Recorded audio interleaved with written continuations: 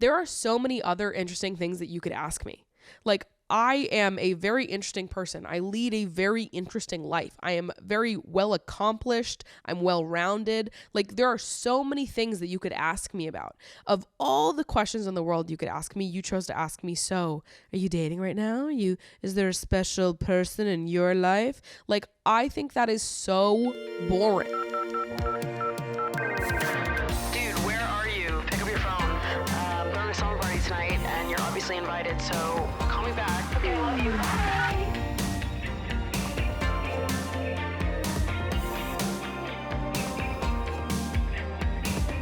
Girl, it's morning, girl. Time to get all the way up and be completely amazing and listen to today's episode of Emotionally Online with your listening ear girl right now.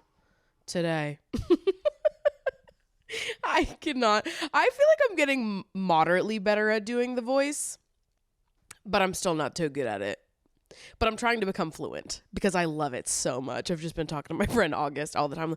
Girl, good morning, girl. Time to get all the way up and be beautiful from your beauty bottom straight down to your beauty face. Whatever the fuck. I mess it up already.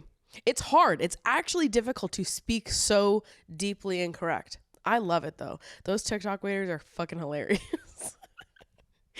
What is up, you guys? Welcome back to another episode of Emotionally Online with your host. It's me, Maddie Drosbeck, who has just fulfilled my civic duty. I was picked for jury duty last week, hence why you didn't see me last week. It was tragic the way it all played out. I was convinced that I was going to get out of it. I got the summons in the mail telling me to go to jury duty for last Thursday. And I was convinced that I was going to get out of it. I was hyping myself up all week, talking to everybody, talking to my dad on the phone, talking to my friends. I'm like, yeah, fucking, I'm going to get in there and have a hard and fast opinion on everything. Everything they ask an opinion about, guess what? Already got one. You do not want me on that fucking jury. I'm not kidding. I was holding firm in the fact that I was going to get out of this. I am like, who would want me on their fucking jury? You're kidding. Well, you don't want me. You trust me. You do not want me. And then I get to jury duty on Thursday, and you sit in like the big waiting room with everybody who was summoned on that day, and you wait for your name to be called out. They call like, let's say 15, 16 people at a time, and you go into a smaller room with attorneys that are working on a specific case, and they start asking you questions to see if you would be an unbiased juror for the case that they're presenting. So I got pulled into the side room and they're asking us questions. They tell you like a brief overview of the case. So I knew that it was a tenant versus landlord situation, that there was an injury involved. It was basically like unsafe living conditions. Tenant was suing the landlord. So they're asking us a ton of questions, and they ask pretty much everybody else in the room the questions before me. So I am one of the last people that they talk to. So I watch everyone else's conversations go first. But I'm sitting there listening to everybody go before me, and I'm just realizing how many people are saying shit to get out of this. And I was in my head like, oh my God, like everyone is like, oh, I'm an aspiring landlord. You don't want me on this case. I was like, oh yeah, I collect rent from my roommate, so you're really not going to want me on there. I'm kind of a landlord in my own regard. And I'm like, these people are doing exactly what I was going to do. And now I feel like I can't do it because I just watched all of them do it. And because I was one of the last ones, I was like, okay, well, and I was just fucking honest. I couldn't play into it. They were like, could you imagine a world where this could have happened when this could have happened? I'm like, yeah, I mean, I'd have to hear the whole story, I guess. I don't know. And I'm like, fuck, you're telling them exactly what they want to hear. Here I was being like, I'd hear it out. I don't know. We'll see. So anyways, I got selected, and I had to go back for 4 days. 4 full days I served as a juror. I was alternate juror 1, which is actually the shittiest thing ever because you have to sit and be involved and listen to the whole case, but you're not allowed to be involved in deliberations because I'm an alternate. So I would have only been allowed to participate in deliberations if one of the main jurors got sick or something happened or whatever. So I just had to sit and listen and keep all of my opinions inside my brain and then just see if the rest of the jurors came to the same conclusion that I would have. And to be honest, I don't know if they did. But they seemed to all be unanimous. I don't know. Maybe they're just a bunch of landlord sympathizers and I was more on the opposite end of things. I don't know. But it wasn't up to me. I was an alternate juror, so that's that, I guess. I mean, it was an interesting experience getting to like see the judicial process play out. It wasn't the worst thing. I didn't like hate it. You know, it's like, oh, jury duty sucks. But I was kind of entertained. And also the other people on the jury, I'm like, we had some fascinating people on that jury, let me say. Like, just people from all walks of life within this city. I love New York. You can meet every kind of person there ever existed in the world in New York. Fucking everybody is here. And I was the youngest person on the jury by probably like 10 years, I would say. And I'm more of an observer in like social group situations like that, where I have nothing in common with anybody. So I feel like during lunches and, you know, little passing moments that we got, I was doing a lot of good observing, just taking in the personalities of everybody else on the jury.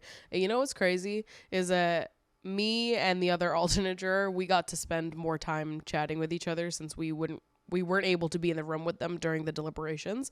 So we had to be moved to a different room. We just sat and talked for like hours, however long it took them to deliberate over the course of 2 days.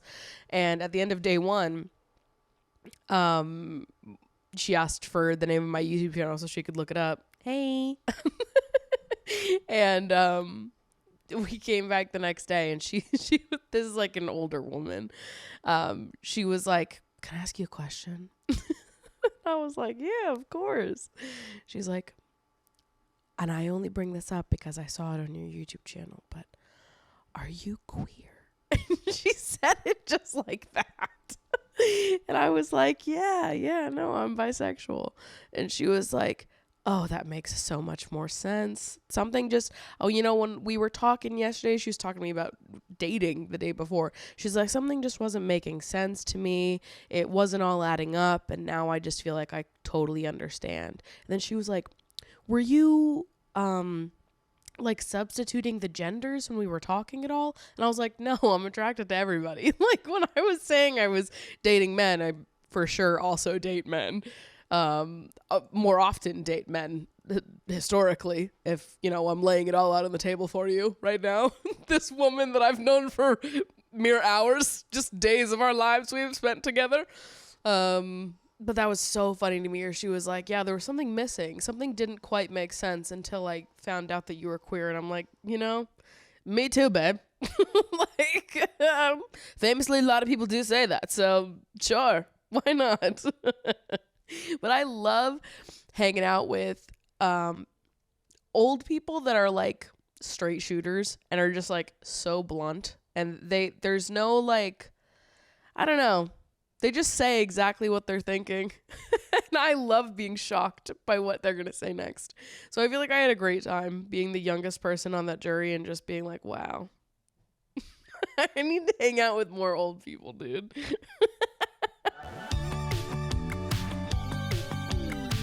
In bittersweet news, you'll notice that there's one less kitty running around this apartment because Miss Ladle got adopted, which is so amazing. She went to a beautiful, wonderful home with another young cat, a family that's going to love her to bits and pieces. So I am so happy about that. And also, she is, one of the kittens that I've had in foster for the longest, and she was the kitten that had really taken a liking to Mango. So that was sad to have to say goodbye to her and be like, well, Farewell, little buddy that spent the last 2 months in my home. I will miss you very much. And you know what's so funny is Ladle's adopter wrote me a very kind note, just thanking me for being Ladle's foster and for giving her like a safe and loving home before she was adopted. And I hung it up on my fridge, and Whisk keeps jumping up and biting it and pulling it off the fridge. Just that letter. None of the other ones, just that one. It's like she knows. I'm like, that's so strange, isn't it? But now if you look over at that letter, there's a bunch of bite marks on the side of it because Whisk keeps pulling it off my fridge and taking bites. I'm like, oh, that's so sweet. And also like, she knows. How does she know? But it looks like Whisk will likely have an adopter very soon. So she'll be back with some young kittens soon enough. And for now, she has Mango to annoy the shit out of. Mango is a cuddler. She's a calm girl. She likes like chilling out and vibing and, you know, cuddling and smooching and being a sweetie. Mango's not really very playful. And so when Whisk is chasing after her, wants to, you know, fight a little bit, Mango's like, I actually am scared of you. I don't know why you're doing this.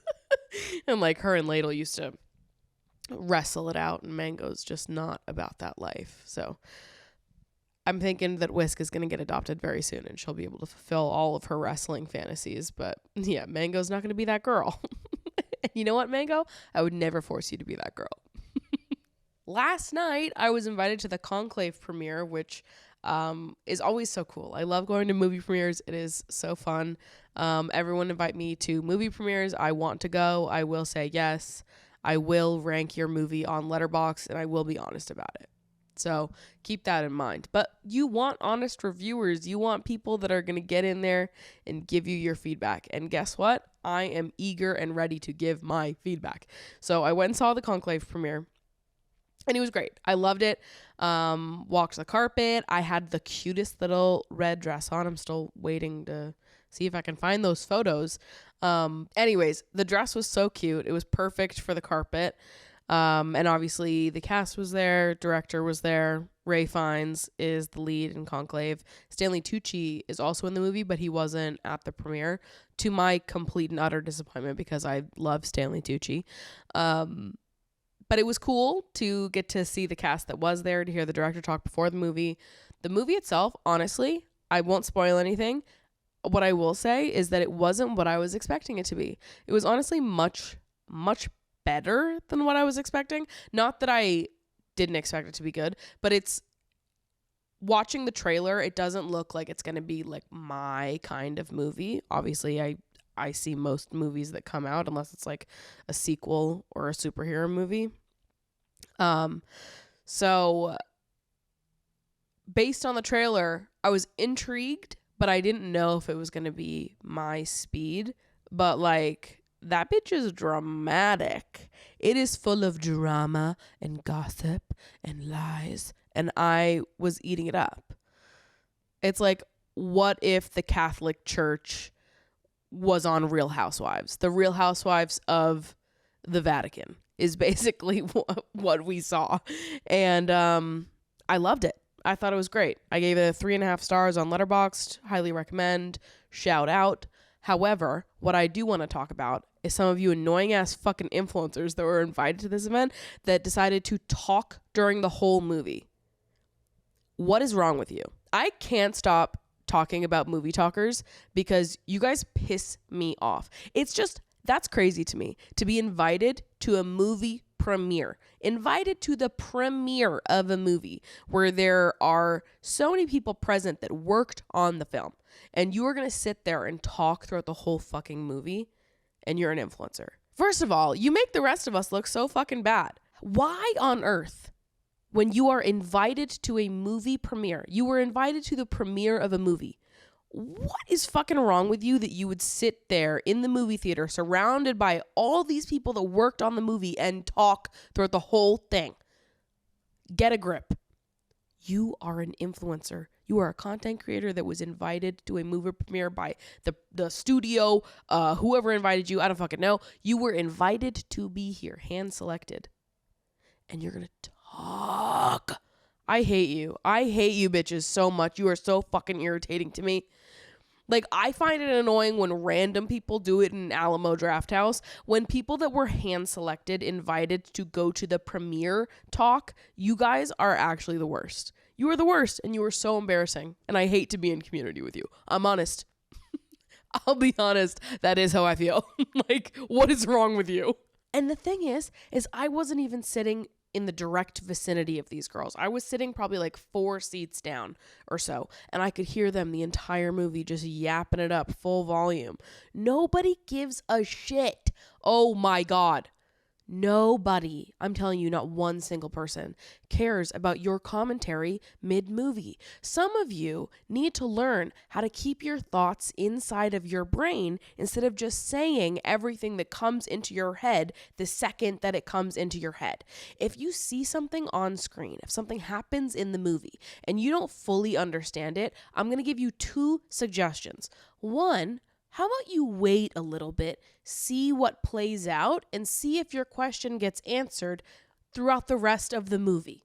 Or 2, shut the fuck up, store your question in the back of your head, and Google it once the movie is over, you big fat fucking knobhead.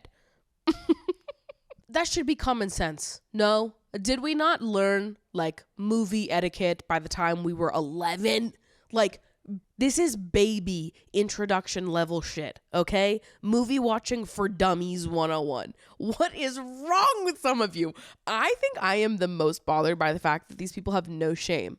Like, to me, to be a movie talker, you have to be so fucking selfish and inconsiderate of everyone around you. I can only imagine that this pops up in other ways in your life as well. To me, being a movie talker is such a profound, like, prolific red flag. If you want to talk during movies, go watch your movies at home. Talking in a movie theater is diabolical, and there's something wrong with you, and I need you to know that. But I thought that was so crazy to be an invited guest at a premiere and to talk during the whole thing. Oh my God. Some of you need to be taught a lesson or two, babes, because what the hell? And you know what? You make the whole community look bad. So that's... I could fight you bitches. I really could. What the fuck? What the fuck?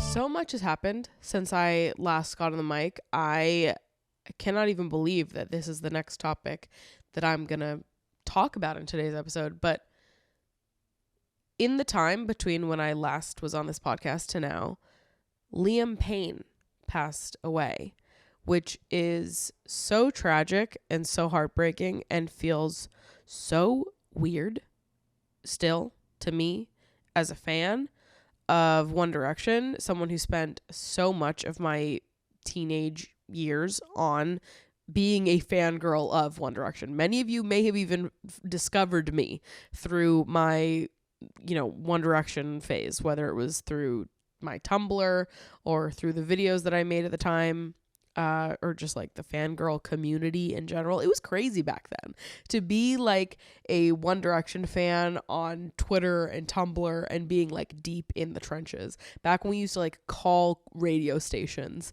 and try to win tickets and request their songs. Like, we were running full on marketing campaigns for free at like 14 years old. It was incredible. I honestly, like, I have not witnessed fandom to that degree since One Direction, I feel. At least not in the States to that level. I'm like trying to think, and I actually cannot.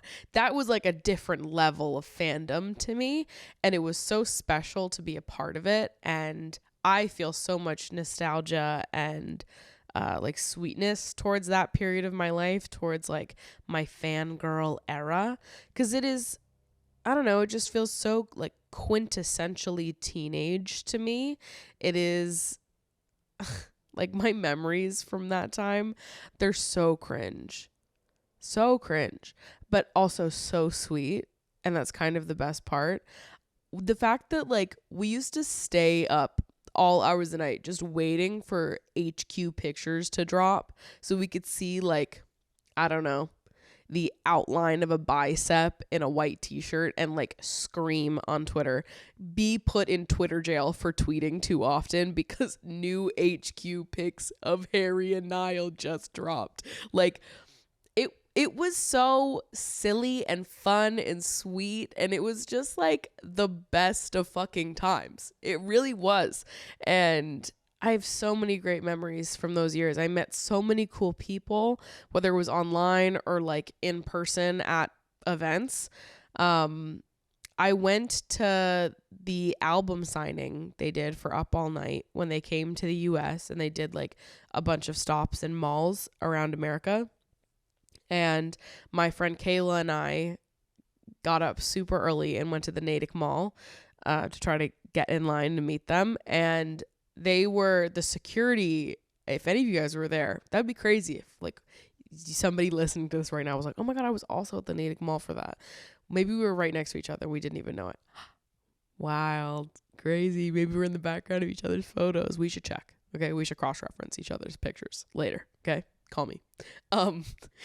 We got there super early, and the security at the Natick Mall was the security at the Natick Mall was acting like the fucking Secret Service.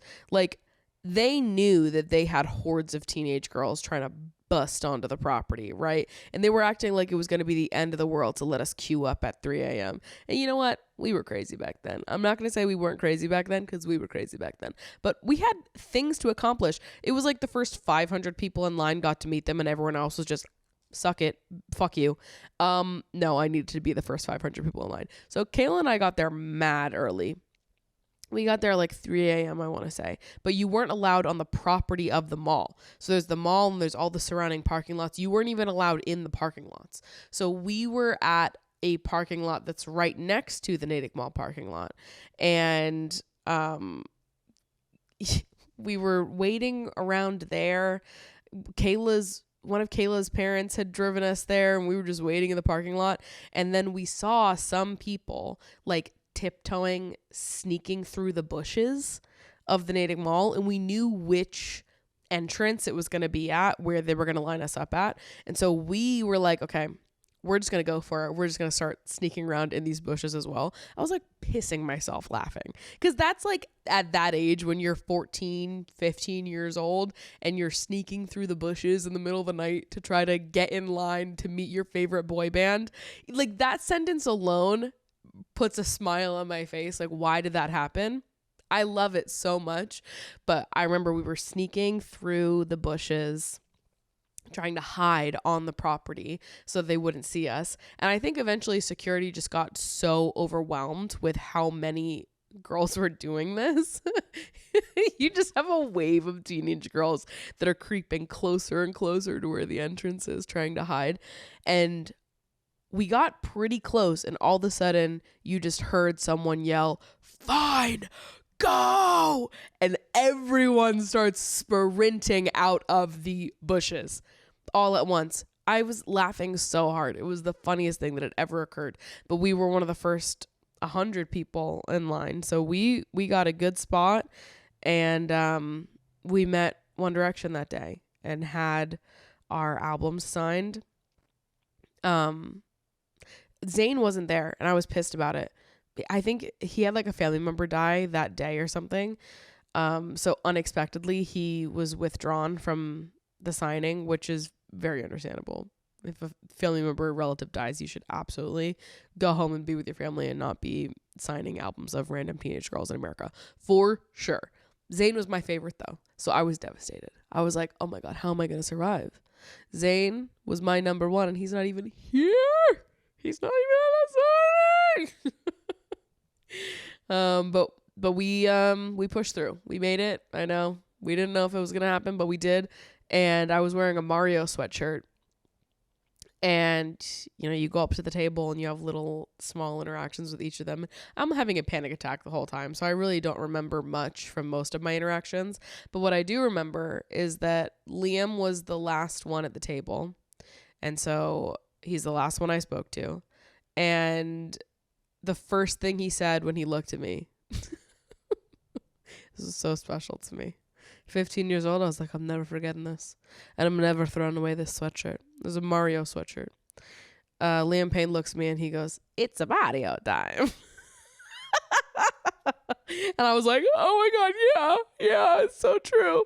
I don't even know. I blacked out. That's the only memory that I have, is that Liam Payne said that to me. And I was sobbing. And it was awesome. And it was the best day of my life. But I have so many fun little memories like that. My friends and I making music videos to One Direction songs the second they dropped. Learning how to code on Tumblr, like being 14 and being like, I actually need to have the sickest blog ever. And so I'm going to teach myself how to code so that I can make the best edits of the boys possible. And then when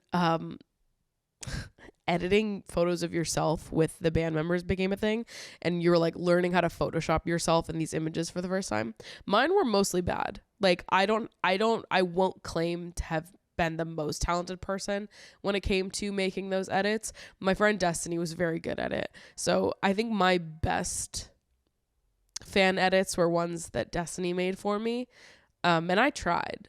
I definitely made attempts, but they weren't nearly as good.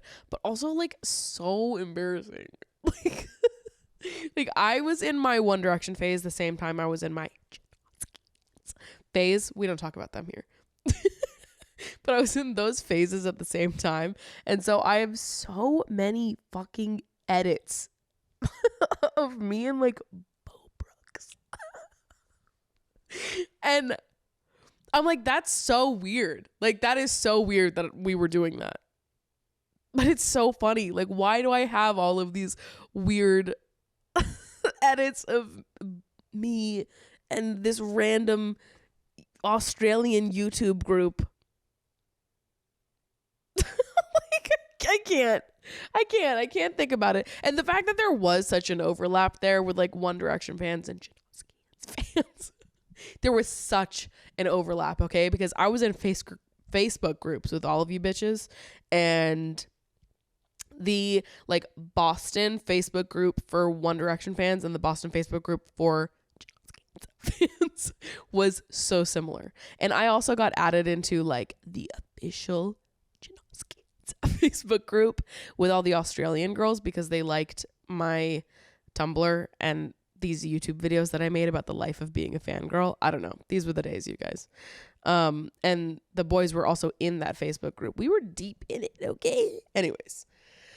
So many good memories from like my fangirl era of life. It was so sweet and so innocent. And like, yeah, I'm still friends with so many of the people that I connected with throughout my fangirl years online. And the One Direction specifically will always have like such a special place in my heart. So hearing that Liam passed so tragically, so young, was just like, ouch. Oh my God. That is devastating. And then when all of their statements started coming out, I was crying. I was like, damn, what the hell? That's weird. That's weird that one of them is gone. So I've been listening to a lot of One Direction this past week and a half. And I've been rewatching all the music videos we made back in those years. And I feel so sad for his family, for his son. How deeply fucking tragic. What I do want to say is that you would think that in the wake of such a tragic death, people would have a little bit more sense about them on the internet in like how they handle that and how they behave on social media, but they really fucking don't. So I want to talk about two things.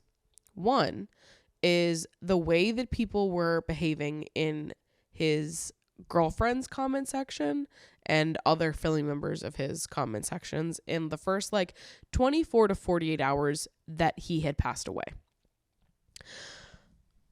I don't know what I thought I was going to see when I looked in those comment sections. I think sometimes I'm like, I have way a much higher level of faith in people than I should.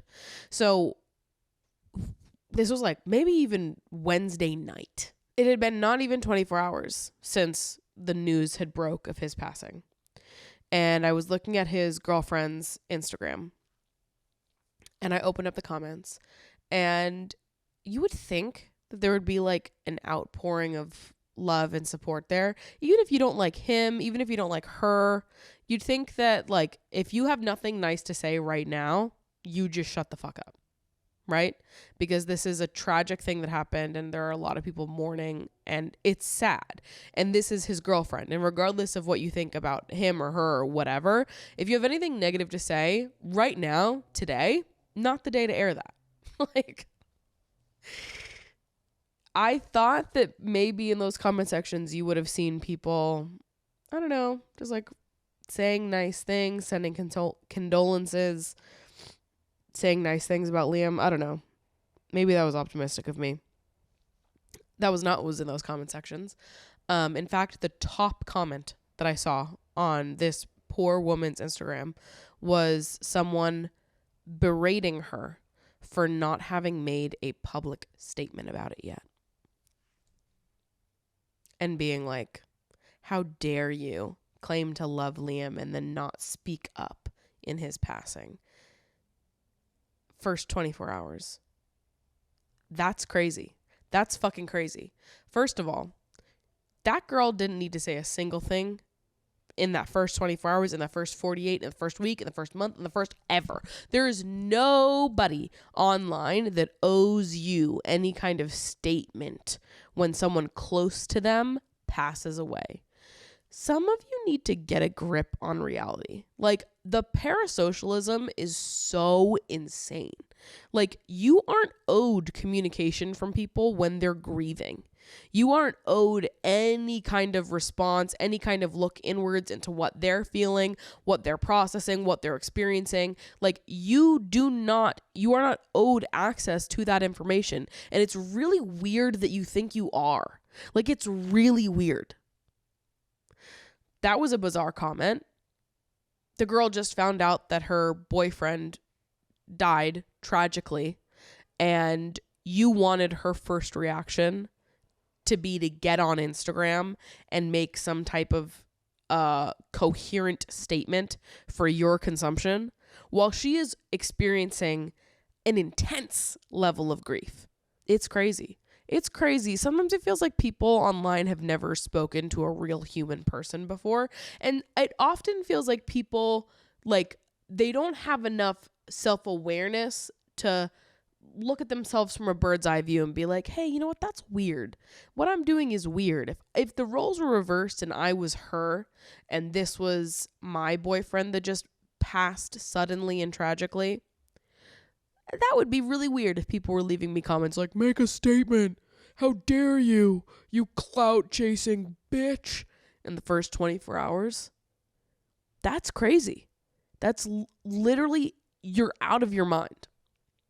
So you had people like that. And then you had other people who, on the other side of things, where if people were expressing their sadness for this death, they were like, how dare you express any kind of sadness at this passing? How dare you be like grieving the loss of this person? He was a terrible person. He did so many terrible things. How dare you be sad? Oh, glad to know where your morals are. Guess you support XYZ, whatever. That is also an insane response for a different reason. But I can't fathom like what kind of thought process is going on in these people's brains when they're writing these comments. When I saw that people were getting mad at like One Direction fans for expressing their sadness in Liam's passing because they're like, oh, he sucked. He was a bad person. He'd done a lot of really bad things. Because the thing is, no matter what kind of person Liam was, no matter how he behaved in his personal relationships over the past few years following the height of One Direction, no matter any of those stories and truths that are passed around, none of that makes it so that he deserved to die. I believe, and I think a lot of other people do too, that Liam deserved to take accountability, to grow, and to learn from the mistakes and missteps that he has made in his life. The proper solution there was not to be like, well, he died, and so now we're not going to grieve him because he had done shitty things in his life. He had been a bad partner. He had done, like, that's a real person that you're talking about. That's a real human person who just died tragically. And I believe that he deserved to have the opportunity to be different, to grow, to change, to learn, to take accountability for the ways that he had done wrong to other people in his life. He deserved the opportunity to change, and now he will not have that because he died a tragic death. Clearly, he struggled a lot. And there's so many conversations to be had about like the impacts of fame at a young age. And if teenagers should even be able to be famous, especially to that degree. Like, I can't imagine the kind of like mental turmoil that having to process all of that as a teenager can put you in. And yeah, I'm sure a lot of the stories that we've heard about Liam Payne's bad behavior are true.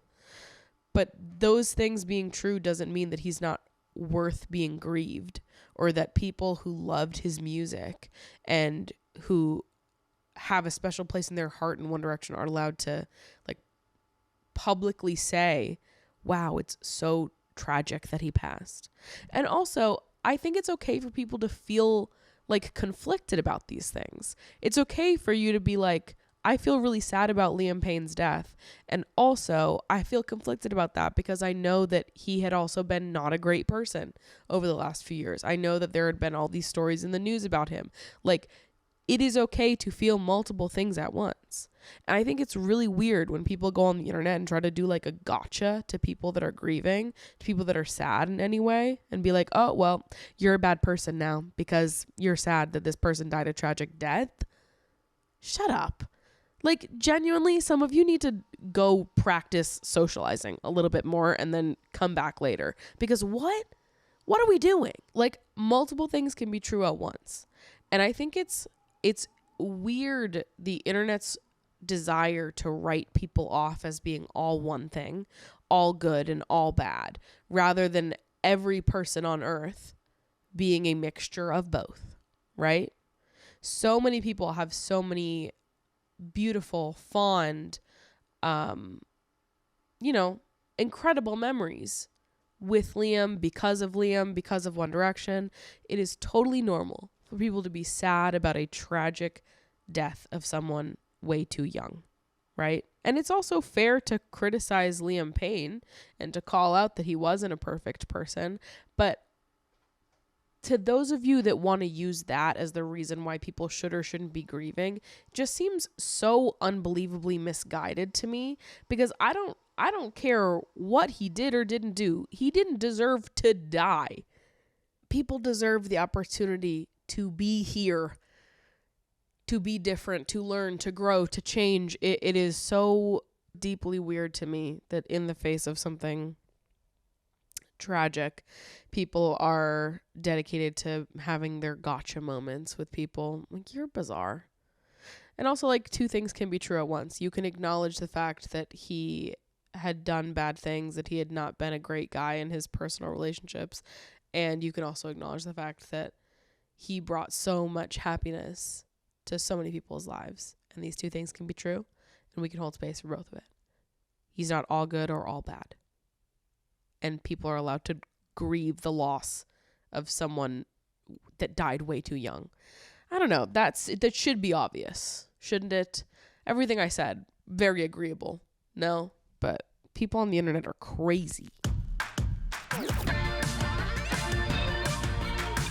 Can I just say, I laugh so hard when y'all submit to the box and then you come back a few days later and you're like, hey girl, I was crazy back then. Please ignore that message.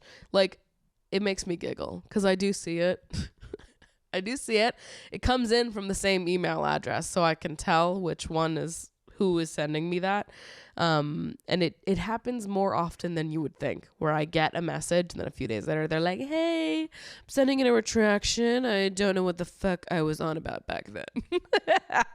But listen, if you send in that retraction too late and I've already sorted through the box and pulled my shit and I record and then I see your retraction afterwards, like, that's on you, babes. So that box is open. Please submit as you will. And, you know, if you need to issue a retraction, you can go ahead and issue that retraction, but I cannot promise that I will see it. So just be aware that when you submit things, that means that I might talk about them with or with not a retraction that happens later on.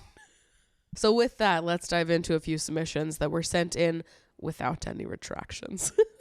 Hi, Maddie. Here's my situation. I've been best friends with this guy since about 2 years and have known him for about 4. For all of that time, I've been living abroad and could rarely spend time with him, but in the last 4 months of me living abroad, him and I would call every day to play the New York Times games together. I have now been living in the same city as him again for the past 2 months, and we've been spending a lot of time together. We see each other almost every day. He comes to where my work is to have lunch with me. We have coffees and dinners together. We go to the theater, just the two of us. We spend whole weekends together, and I sleep over at his. I live far from the main city, once a week, maybe more. Here's the issue. He has a girlfriend of 3 years. I know her, and I would say I'm friends with her, but every time I plan something and offer him to invite her, she declines. I can say that I've had a crush on him for quite a while, but I am now fully falling in love with him. I'd say it's reciprocal, maybe because of the way he looks at me or just because we have insane chemistry at times. It is overall confusing to me that he's spending more time with me than his girlfriend. I know I should just wait and see, but I'd like your opinion on the situation. What would you do? Okay, I'm gonna offer some tough love right now, and I truly mean this with all the love in my heart, but it might come off a little harsh because this is something I'm a little passionate about, okay? But it is not okay to knowingly involve yourself in someone else's relationship. If you are friends with someone and, you know, you're very close friends and you know they have a girlfriend and over time there's a flirty vibe that emerges between the two of you, I do believe that it is the right thing to do to put an end to that shit immediately, to shut it down, to not lean into it, to not just see what happens. I don't think that's appropriate at all. Yes, it is the responsibility of the person in the relationship to respect the boundaries of their relationship 100%. However, I don't think that just because you are not involved in the relationship and you didn't sign up to the terms of that relationship means that you don't owe it to people to respect that, right?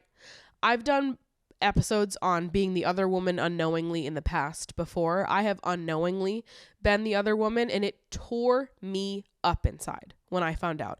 I felt so devastated, so heartbroken that I had unknowingly been that girl in another woman's story, that I was the reason why they were upset, or it wasn't me. I'm not going to take responsibility for situations that men have put me in, but I was unknowingly a part of something that hurt another woman, and that devastated me because I never want to be a part of that. To knowingly involve yourself in someone else's relationship like that, to be all flirty and leaning into it and seeing what happens, I believe that's wrong. If your friendship with this person is becoming too intimate and too involved, I think it's on you to stop that if they're not going to. If it is just a friendship and you're going to treat it like just a friendship and you want to see each other all the time and be super close friends, that's totally fine.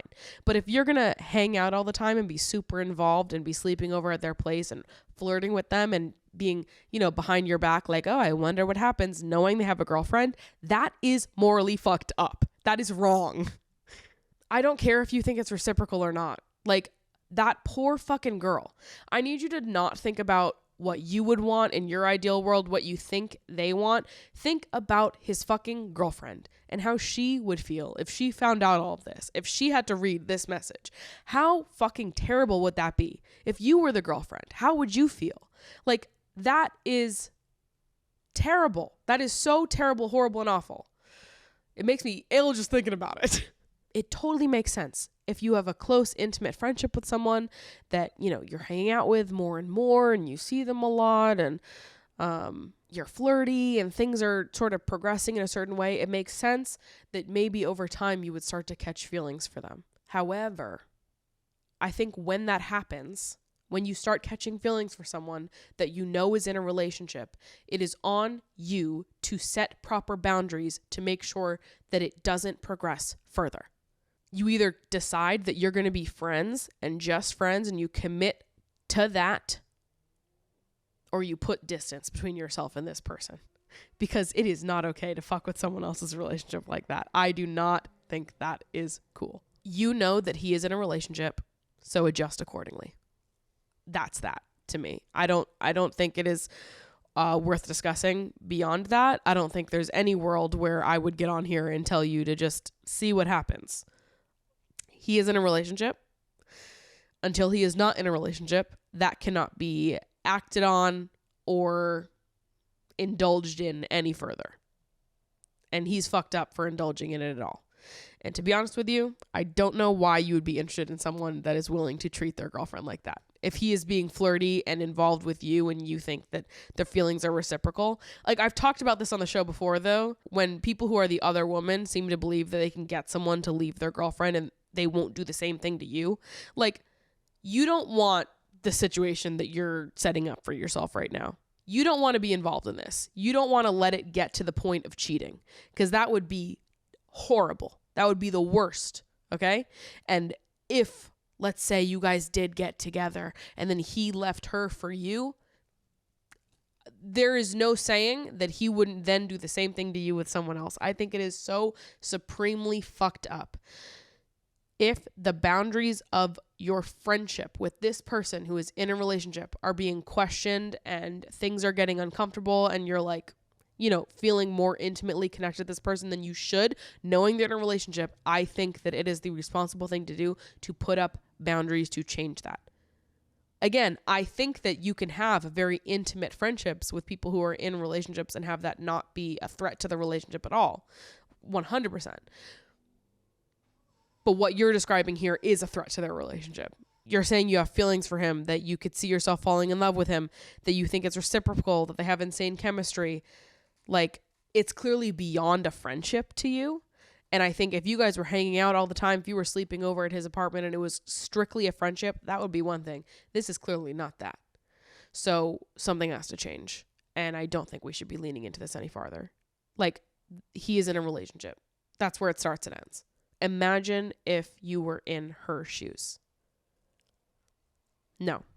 We cannot prioritize our own crushes and our own feelings over the well-being of other people. We can't steamroll other people and break their hearts in pursuit of our own love. That's not okay. And I think there's karma that comes back for that. So watch it. Because I think you're on the cusp right now. I don't think anything bad has happened yet, but it seems like you're on the precipice here. You're on the brink of this turning into something really not good and over the line completely.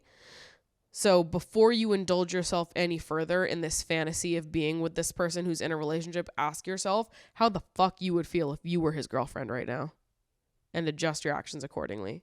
Because, listen, to be a lover girl is also to be a girl's girl. And we do not fuck with people in relationships. No, never, never, ever. Not knowingly. When we know better, we have to do better. And you have the knowledge to do better, so you must. I'm sorry if that sucks. I'm sorry it sucks to have a crush on someone who is in a relationship, but that, like, we need to sit with that. Sit with the disappointment of that and be sad about that. We cannot just indulge in it further and try to pursue that. And nope, we can't. So with peace and love, with so much peace and love, with the maximum amount of peace and love, that's my take on that. Hi, Maddie. I am often asked the dreaded question, so are you dating right now? Especially by family and, in general, older people for some reason. Every time I get together with my big family for holidays and such, I dread that question, and it's asked every time. I never know how to answer it. I'm currently the same as you with dating. I'm not on the apps anymore. I'm not going super out of my way to date and meet people. I would rather have something happen organically if that's what it's meant to be. I know I could tell them this, but for some reason, the question makes me uncomfortable, and in the moment, I freeze up and get insecure/anxious, wondering if I should be actively dating if I really want to meet someone. And am I being naive by having hope that it will happen naturally without me putting myself out there in that way? Especially since the people who always ask me that question are older and seem to have all the important life things figured out, and I am floating in the wind, having no clue what I'm doing. Have you ever faced this insecurity, and would you have any advice? Appreciate your perspective so much. Thank you for being you. Yeah, I totally get that. And this is also a question that I hate. But I actually find that I hate this question less for the question itself and more because the people that ask it are never people that are asking me other more interesting questions first. You know, like the people that ask this question are not the people that are involved with you in your day-to-day life, because if people are involved with you in your day-to-day life, they already know the answer to this question. If someone is asking you this, presumably it's because they don't see you or talk to you that often. And I think this question specifically annoys me because I'm like, there are so many other interesting things that you could ask me. Like, I am a very interesting person. I lead a very interesting life. I am very well accomplished. I'm well rounded. Like, there are so many things that you could ask me about. Of all the questions in the world you could ask me, you chose to ask me, so are you dating right now? Is there a special person in your life? Like, I think that is so boring. It is so boring. Like, you haven't seen me in months and years maybe. And the most pressing question on the top of your brain is there someone else in my life? Fuck them. Fuck this hypothetical secondary person. Ask me about me, bitch. Because I've been doing a lot. Okay? Fuck a relationship. I have so much to fucking talk about. Ask me about anything else. That's why it pisses me off. Because I'm like, my dating life cannot be the most interesting thing about me. It absolutely can't. And it isn't. So please ask me about anything else. Ugh. So you know what? When people ask me that, I use it as an opportunity to talk about all the things I think they should have asked me about instead. I think really I just use the "are you dating" question as a way to be like, no, I'm not. I'm open-minded, but I'm focusing on myself. And here are all the ways that I have focused on myself over the last few months. Here are some of the things that I've accomplished. Here are some of the things that I've been doing. Here are way more interesting conversation starters that you can ask me follow-up questions about. I don't know. I find these questions particularly irritating because I'm also like such an open book. There are some people where you might be like, I don't know what to ask them. So I just, run through a list of typical questions that you ask people. And I guess dating is on that list. But I'm just like, I am not one of those people.